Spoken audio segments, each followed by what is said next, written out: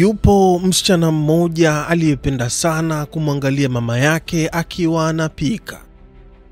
Kila walipokuwa wakipika chakula chao pendwa kabisa, kuku wa kupikwa kwenye oven aliyeokwa vizuri kabisa kwa spices za kutosha, alimuona mama yake alikuwa akikata ncha za miguu na mapaja ya kuku kabla ya kumweka kwenye oven. Siku moja msichana akamuuliza mama yake, hivi kwa nini huwa unakata hizi sehemu za kuku kabla ya kumweka kwenye oven kwa ajili ya kumpika? Mama yake akamjibu, ni mila. Tumekuwa tukifanya hivi kwa vizazi na vizazi, na ni namna yetu ya kuwaheshimu mababu zetu waliotangulia mbele za haki. Lakini msichana huyo alikuwa na shauku kubwa ya kutaka kujua kuhusu tamaduni hii. Mungu si Asumani, bahati nzuri zaidi bibi yake mkubwa alikuwa angali yu hai. Alikuwa na umri wa takriban miaka 120. Siku moja walipokuwa wakitayarisha chakula pamoja yeye na bibi yake, msichana akakumbuka wazo lake na kutaka kumuuliza bibi yake, bibi, kwa nini ulianza kwa kukata miguu na mapaja ya kuku kabla ya kumtia kwenye oven? Basi bibi yake, bibi mkubwa, alipoulizwa hilo swali alicheka kisha akasema, mjukuu wangu, wakati wa enzi zetu oven zilikuwa ndogo sana. Tulilazimika kukata sehemu hizi ili kuku waweze kuingia vizuri ndani ya oven. Msichana akapigwa na bumbuazi, akashangaa, macho akamtoka, kwa maana kutegemea majibu kutoka kwa bibi yake. Kile alichodhani mila na desturi ya kuheshimika katika familia iliyokuwa ikirithiwa kwa miaka mingi ilikuwa ni njia tu ya kukabiliana na hali ngumu ya wakati uliopita. Hakukuwa na maana ya kiroho wala kihistoria. Ilikuwa tu ni mchakato wa kubeba tatizo la wakati mmoja hadi kuwa mila ya familia nzima. Na hivi ndivyo ilivyo katika dunia yetu ya leo sasa. Tumekuwa tukirithi mila nyingi katika familia zetu, jamii na hata makanisa, lakini hatuulizi, hii mila ilianzia wapi? Je, ilitokana na ukweli au ilitokana na hofu, tamaa au dhambi? Ukisoma katika kitabu cha Wafalme wa Kwanza sura ya 12, kuna mfano mzuri sana ambao tunaweza tukajifunza. Mfalme Jeroboamu, utawala wa Israeli, mfalme aliyechaguliwa na Mungu, alihofia kupoteza mamlaka yake kwa watu. Kwa hiyo akaamua kujenga mfumo wake yeye mwenyewe wa ibada. Akatengeneza ndama wa dhahabu wawili, akajenga madhabahu Betheli na Dani, akaweka makuhani ambao hawakuwa Walawi.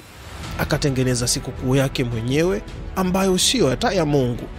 Kisha akawaambia watu, ni mbali mno kwenu kwenda Yerusalemu, na hawa ndiyo miungu yenu Israeli iliyowatoa Misri, nchi ya utumwa.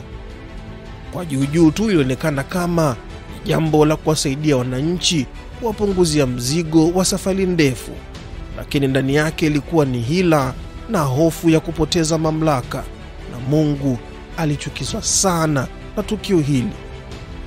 Lakini hapa ndipo kitu kilichofuata cha kushangaza, kwa maana kila mfalme aliyofuata badala yake alizifuata nyayo zake.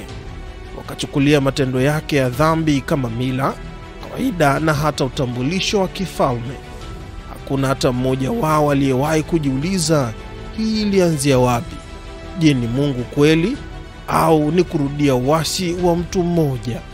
Na huo ndio mpango wa Shetani. Vitu huanza kupandwa kama mbegu ndogo. Inaweza kuwa ni ya tamaa, hasira, wivu, kiburi, na kadri muda unavyopita mbegu hiyo hukua zaidi, huchukua nafasi na hatimaye huchukuliwa kama kawaida, kisha hutangazwa kuwa kama ni utamaduni na mila ya watu fulani. Tazama ulimwengu wa leo. Mambo mengi tunayoyaita utamaduni yalizaliwa na dhambi. Zinaa sasa ni kujifunza kupenda. Tamaa sasa ni bidii ya maisha. Mauaji ni burudani kwenye sinema. Ulaghai ni matarajio. Wanaume kuwa na wanawake wengi ni hali ya kawaida na ndio wanaume wenyewe haswa. Kutotii sasa ni uhuru wa kuchagua. Baada ya muda, dhambi hizi hazionekani tena kama makosa, zinaanza kuonekana kama mila na hatimaye urithi unaopaswa kutunzwa. Lakini lazima tuulize maswali, hata kwenye familia zetu na hata kwenye jamii na hata makanisani. Hivi tunayoyafanya yalianzia wapi? Je, inaambatana na neno la Mungu au ni kitu kilichoanza na mtu mmoja aliyepofushwa na giza? Sasa tumekirithi kama utamaduni. Kwa sababu mara tu kitu kinapoitwa utamaduni kinakuwa kigumu kukigusa. Watu watakitetea, watasema ni urithi, ni heshima kwa mababu. Lakini Mungu hachukui kila utamaduni kama ni wa kwake. Mungu huheshimu ukweli, Mungu huheshimu haki, Mungu huheshimu utii kwa neno lake, si mila za wanadamu wenye dhambi. Ni wakati wa kuamka, ni wakati wa kuvunja mnyororo huu, kuuliza kile tulichokirithi, kuvunja madhabahu yasiyo ya Mungu. Watu wengine waliingia agano na giza, na sasa hayo maagano yameunda familia, jamii na hata mataifa. Lakini sisi kama watu na wana wa Mungu hatupaswi kufuata kwa upofu. Tunapaswa kusimama kwa maarifa na utambuzi wa kiroho kama tulivyojaliwa na Roho Mtakatifu. Maana kile kinachoanza kama mabadiliko madogo kinaweza kuwa mila itakayopotosha kizazi kizima kutoka kwa Mungu. Sasa hebu jiulize leo, je, mila zako zimetokana na ukweli au ni urithi wa mazoea? Je, ni utamaduni wako umeundwa na Roho Mtakatifu au ni dhambi iliyoanzishwa na mtu? Turejee kwenye neno la Mungu, turejee kwa Mungu na tuhakikishe kuwa kile tunachokirithi na kukirithishwa kwa watoto wetu ni sio tu mazoea ya binadamu, bali ni utukufu na utakatifu kutoka kwa Mungu Baba Mwenyezi.